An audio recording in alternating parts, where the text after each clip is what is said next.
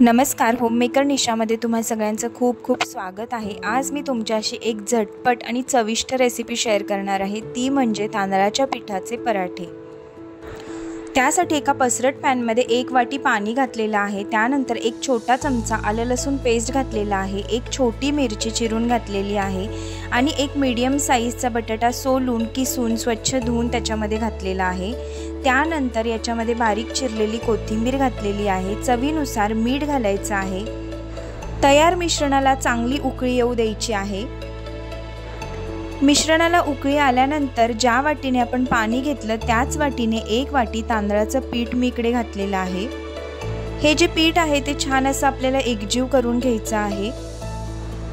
हा तांदळाच्या पिठाचा पराठा अगदी झटपट तयार होतो आणि तुमची लहान मुलंच काय घरातील मोठी मंडळी देखील खूप आवडीने खातील, इतका हा चविष्ट लागणारा पदार्थ आहे। सकाळी नाश्त्याच्या वेळेस किंवा संध्याकाळी डिनरसाठी सुद्धा हा एक उत्तम ऑप्शन आहे। या पराठ्याबरोबर कुठल्याही भाजीची गरज लागत नाही। हा पराठा तुम्ही सॉस सोबत देखील खाऊ शकता। हे मिश्रण छान एकजीव झाल्यानंतर इकडे मी चमचाभर तूप घातलेलं आहे। तूप घालून पुन्हा एकदा आपण हे मिश्रण छान असं एकजीव करून घेणार आहोत।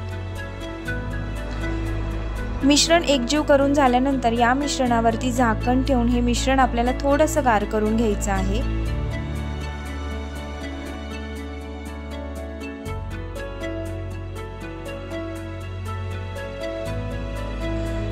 साधारण 5-7 मिनिटात आपलं हे मिश्रण जे आहे ते बऱ्यापैकी गार झालेलं आहे। थोडंसं कोमट असतानाच आपण हे पुन्हा एकदा मळून घेणार आहोत। गरज वाटल्यास थोडासा पाण्याचा हात तुम्ही इकडे घेऊ शकता।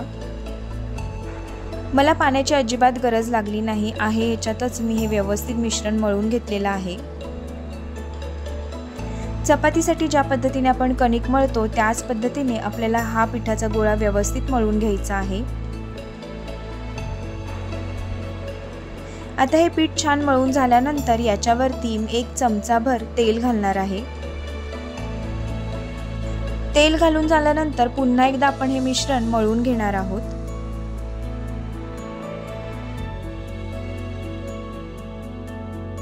पराठ्यासाठीचं आपलं पीठ आता तयार झालेलं आहे। या पिठाचा एक गोळा घेऊन आपण याचा पराठा लाटून घेणार आहोत।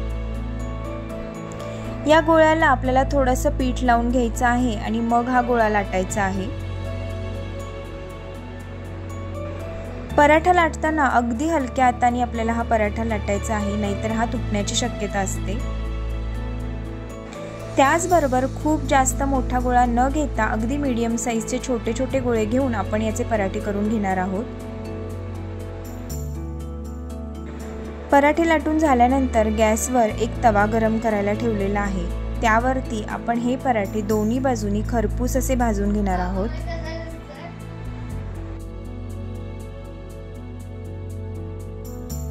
पराठे भाजताना इकडे मी तुपाचा वापर केलेला आहे। तुम्हाला हवं तर तुम्ही अमूल बटर देखील वापरू शकता।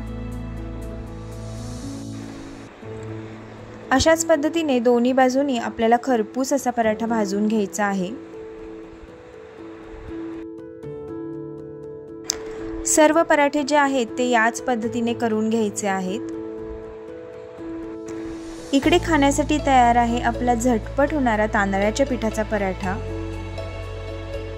हा पराठा शेंगदाण्याची चटणी, सॉस, पुदिन्याची चटणी कशाही सोबत तुम्ही सर्व करू शकता। आजची ही झटपट होणारी तांदळाच्या पिठाच्या पराठ्याची रेसिपी तुम्हालाही आवडली असेल तर व्हिडिओला नक्की लाईक करा। त्याचबरोबर व्हिडिओ तुमच्या मित्रपरिवाराबरोबर शेअर करायला विसरू नका। पुन्हा एकदा भेटूया अशा छानशा नेक्स्ट व्हिडिओमध्ये। तोपर्यंत बाय बाय।